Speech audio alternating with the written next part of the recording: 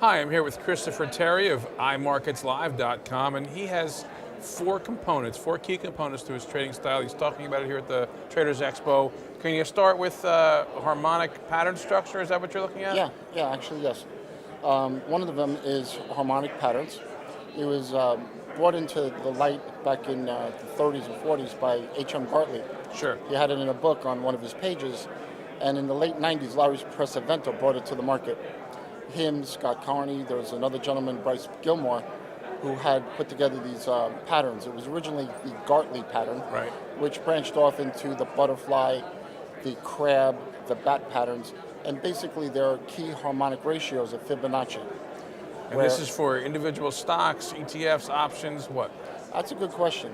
It's actually for stocks, it can be for options, futures, forex, any market that moves can use the structure because prices move in patterns.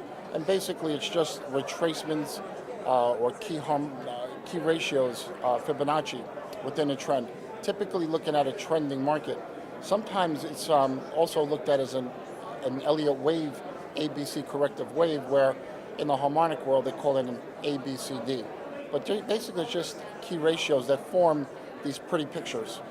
And what are some of these ratios? I mean, what are you looking for? You're seeing a bat pattern or something? I mean, how do you trade that? Like for instance, the Gartley pattern.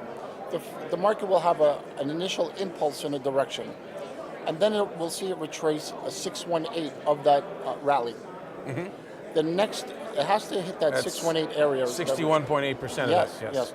And then the next rally to that prior high has to fall within 38% to 88.6% of that prior rally, and then one more dip down below that 618 retracement we had, another dip down towards the 786 retracement. And that's your buy point? Yeah, and that creates an area to buy.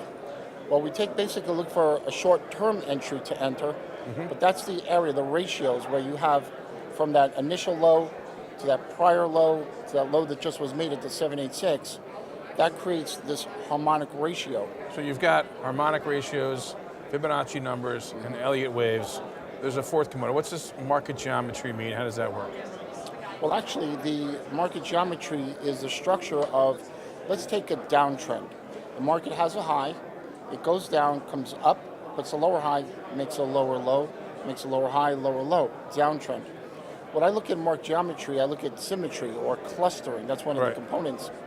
Is we'll take that high, and then we'll take each of those other highs and draw a retracement from the exact low up. A lot of times you'll see the larger time frame may have a 38% retracement, where these other prior lows may have a 50 or 618, and it'll cluster. It'll look like little areas of clustering. And that's your support level. And that'll be a resistance on a retracement. Okay. So that's clustering. That's partly the market geometry, which also is tied into the Elliott wave, the harmonics. Essentially, if you have multiple areas that relate, there's enough binding geometry that the market can find a support or resistance.